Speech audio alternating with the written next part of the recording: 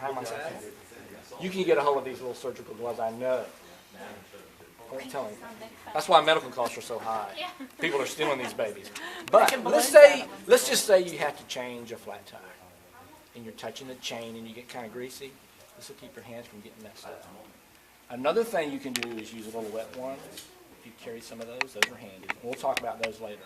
Another thing you can do is put your tube and all your cycling gear in a black sock. Then slide it inside of your bag, and you can use that black sock to wipe off your hands. But these are very handy too, and they're very small and they don't weigh anything. They work beautifully, and your hands won't get all dirty. I think you'd get some ribbon with our group. You pulled out those gloves that change the tire. Oh, I've seen some. Have you seen peer people do that? And I have a little Here's grease what other rag. people think. I have a little grease rag. Get my nails done?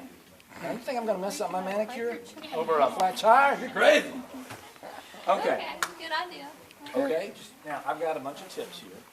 Now, first, before we get in the car, and a lot of people portage their bike, carry their bike on a bike rack, right, in their car or on their car. The first thing you want to do, and I've seen this 1,000 times, people do not have their bike rack on there securely. It's not tight. They left it on there. It's been sitting out for a while. You don't know if it's nice and secure. Always make sure that your bike rack, before you put your bike on, is secure. 100 times people have come in and they said they saw their bike in their rearview mirror bouncing down the highway. And it has destroyed their bike. So that's the first thing that I want to tell everybody. Make sure it's secure. Number 2. You know the quick release on your front wheel? Where you can remove your front wheel? Are y'all familiar with that? Oh, yeah. I got people that will put their bikes in the trunk of their car, for example, and they'll remove their front wheel. They put it on the left side of their car. They close the lid on the trunk. They walk around. They get in the car.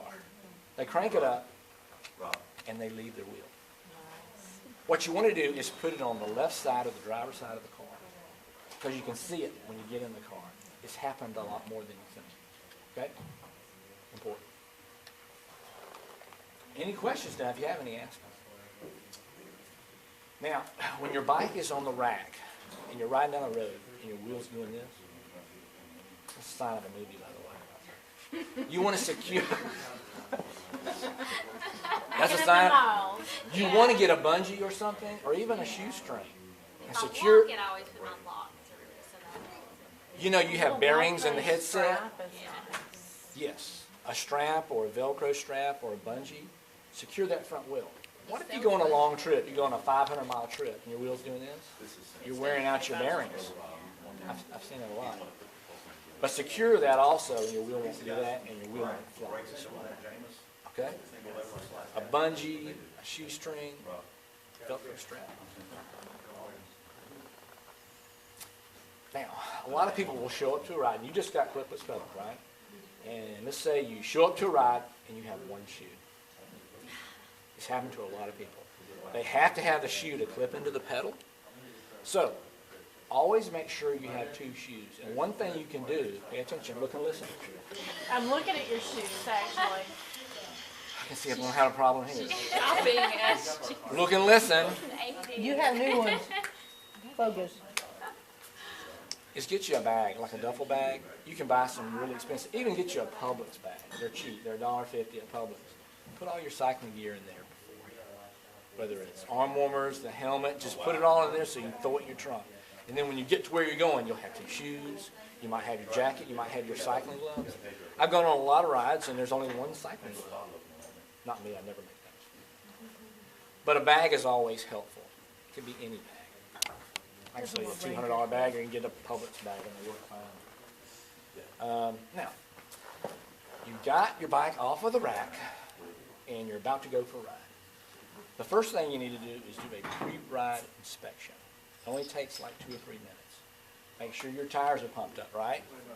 Pump them up to the maximum. You'll go faster. You'll have less flats. Your tires will wear better.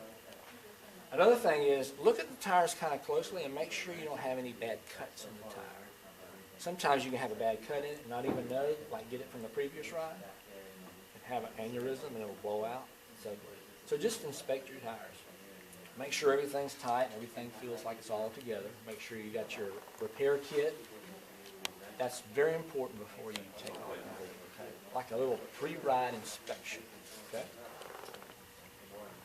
Now, let's say you want to go on the Rails to Trail. Have y'all ridden on the Rails to Trail? I call it the Zing Highway. You know why I call it the Zing Highway? It's named the Zing Highway. At every intersection it says Exing Highway. So it's the Zing Highway. It's labeled, right? So it says Zing Highway. That's what I call it. And you know what they call the Riverwalk? The Ho Chi Minh Trail. Remember the Ho Chi? You remember, right? The Ho Chi Minh next to the Chattahoochee. Y'all are sharp. Okay. Now, I want to talk about a little bit about appropriate etiquette on the Zing Highway or the Riverwalk. Now, always remember that the pedestrian always has the right of way. If you hit that person, you're in trouble. Always remember that. It doesn't matter if on the left or the right side. Also, be very, very careful. You know, people they're walking their dogs and they have those zip lines. They'll zip out in front of you. They've done that 1,000 times to me. So be careful of that as well.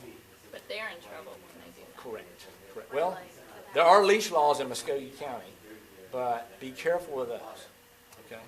Now, on the Zing Highway or the Rails to Trail, you should be riding on the right side. Runners technically should be on the left. They're really not. They should be on the right side as well. So be very careful. And then the Zing Highway is not lighted. So at night, you can ride along and not see anybody. It's so dark. And hit somebody. So you got to be careful with that, okay? In that trail, aren't you supposed to be off of it after dusk? True, but don't tell me about it. It is. It's supposed to close at sundown. Now, the Riverwalk is lighted when the lights are up and running. And they're not vandalized. But do you really want to be on the Riverwalk? Oh, no, I mean, I wouldn't want to be on either one of them after. If you go early Sunday morning before sunrise, everybody's got a hangover, there's nobody else. Yeah. You're safe. They're passed out on the park bench. Perfect. Watch out for that beer glass. But you want to use proper etiquette. Now, one thing that I encourage everybody to do when they're riding on the Riverwalk, on the Zing Highway, the Ho Chi Minh, is invest in a bell. It sounds hokey for a road bike, but it's a good thing to have. When you say to your left, everybody goes. Oh, I had one the other day. And they step out in front of you. That's what they hear. Freak out, yeah. Now, some of them are wearing the iPods and they can't hear anything. There's nothing you can do about that. But ring the bell about 100 or 150 feet prior to getting there. And they will turn around. And it's actually the prettiest thing to do. Okay? But remember, don't hit a pedestrian. You're in a lot of trouble. There's lawyers out there that would love to get a hold of them. Sometimes it's real crowded and, you know, you could hit somebody. All right. I went out in the middle of the football game. Uh-huh. Down where?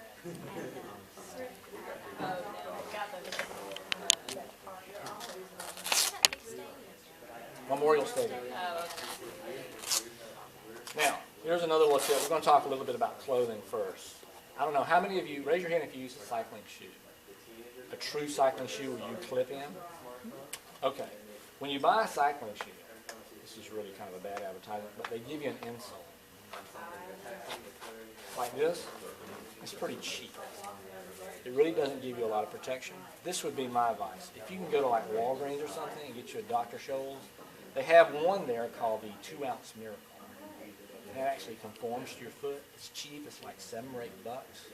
But that will cut down on foot numbness. And there's a phenomenon called hot foot, that it gets under the ball of your foot and it starts to hurt your foot. That will help. These insoles, they're just cheap foam. When you buy a higher end shoe, you get a nicer insole. But if you have an entry-level shoe, if you just buy you an aftermarket insole, cut it out and put it in there, your dogs will be a lot happier. I guarantee you. It works. So people come into me and they say, oh, my feet are going to sleep. They might have their straps too tight. Because when you do cycle, your feet swell. Mine did. You're throwing blood to the extremities and your feet are swelling, your hands swelling. I know some people, their brain shouldn't swell. But that's something that you might want to invest in if you do have any foot problems. But it does make your foot feel more comfortable. Okay. Any questions about that? I have my cue cards here. Sorry. Now, how many of you wear helmets? I was waiting to see your reaction. It's cheaper than brain surgery. Now, you're an adult, and you got to make the decision. Now, how many of you are under 16 years old? In the state of Georgia, young lady, it's the law. In the state of Georgia, it's the law. And if you're on a military installation, it is the law as well. You have to, they'll give you a ticket. They'll give you a lot of public. But I wanted to talk to you a little bit about a visor versus no visor. And that's the little bill here.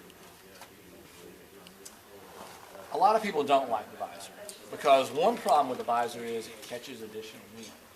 But if you are a slow recreational rider and you ride on the Zing Highway, especially in the morning or in the evening, the sun's going down southwest, the sun's coming up northeast. It's right in your eye.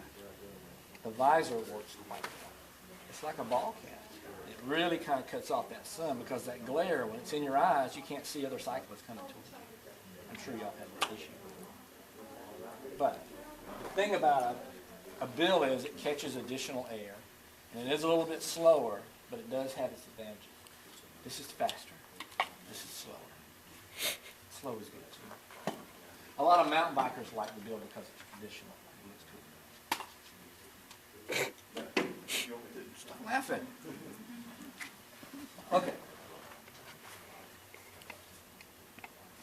Okay, I talked about the bill earlier, and it's important. Listen. You had one.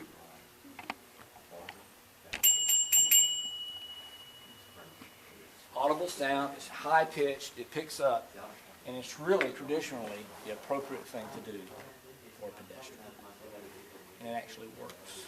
So be careful with that. I would highly recommend it. Some people scoff at it and they think it's not cool and racers don't use it, but how many of us are racers? Okay.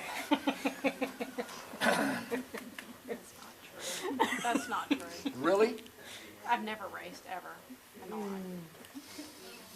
Okay. No criteria. Raise your hand if you know what a dirty chamois is. Is that a drink? Yes, it is a drink, and we're all going to have one. That sounds so wrong. Okay. A chamois, back in the day, we used to have a tree. Back in the 70s, when we used to race, we had a real chamois. And it was made out of leather. When you wash it, it got really hard. We had to like get Jergens lotion and rub on it to get it soft. But now, you guys are lucky in that you have a synthetic chamois. And some of them are antibacterial, and they actually work pretty good. But when you ride, try to maybe get you two pair, because you don't want to ride a dirty chamois. There's always that issue, the soft tissue issue. You get infections, boils, you can have all kind of issues when people ride it over and over again without keeping it clean. So, keep it clean, a lot of clean chamois, and you'll be good. Huh? Yes, wash it. Wash it. I don't wash it. You haven't washed it yet? Well, yeah. But some people will ride it, and then the next day they'll ride it again. Wash your clothes. Do you take it down to the river and beat it on the rock? How cool is that? It's not going to be clean. Especially in the river. Yeah. I'll Do take that. the chance. But keep those chamois clean. You'll be happier than that. Okay, let's say you don't use a clipless pedal system. You use your tennis shoes.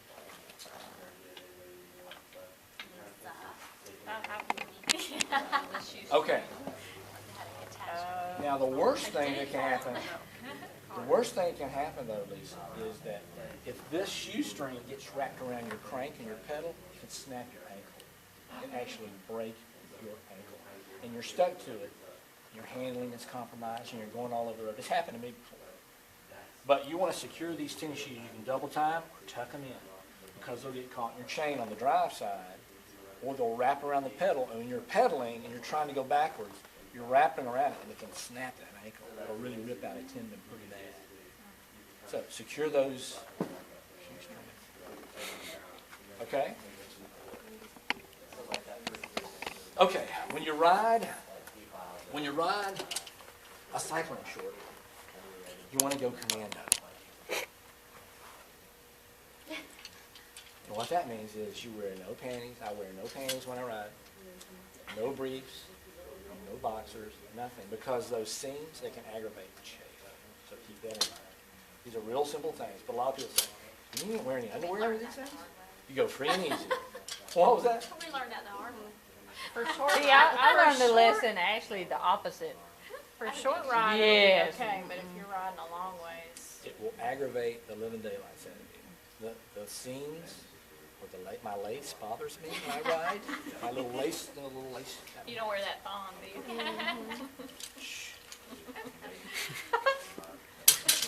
But you want to avoid it. Go free and easy. Don't wear nothing underneath. That's the way to do it. You'll be much happier. Okay. Of course, when you're out riding in the wind, especially in the winter, even though you can still ride here in Georgia, you can get windburn pretty bad on your face. And dry eye. You ever heard of dry eye before? You're riding without sunglasses. Always try to ride with a pair of sunglasses or something to protect your eyes, because within an hour or hour and a half, you get dry and it starts to itch and really bother you.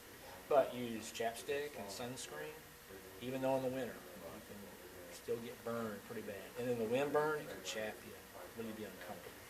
Lips start cracking. I mean, that's just common sense. This is a common sense seminar. I love wet ones. I love those things. I like the lemon scented ones. You can buy them at Publix, you know, but they work great. You can use them to clean your face, the bottom. If you have a little injury, they're kind of antibacterial. You can clean a scrape, you know, when you fall over, Tiffany. Because, you know, when you fall over, asphalt has a lot of harmful chemicals in it. It's got a lot of dangerous chemicals. It's not just tar, but there's other chemicals in it that can aggravate the skin and give you a hard time. But use wet ones. They work great. You can fold up a couple, put them in a little snack bag, and put it in your seat bag, and they come in here. Well, the bigger the bag you got, the more crap you put in it. It's called a cubic inch phenomenon. You don't want it too big. Easy removal of bike gloves. I see this all the time. Let me get my gloves on. I'll show you how to remove your bike gloves easier. Simple.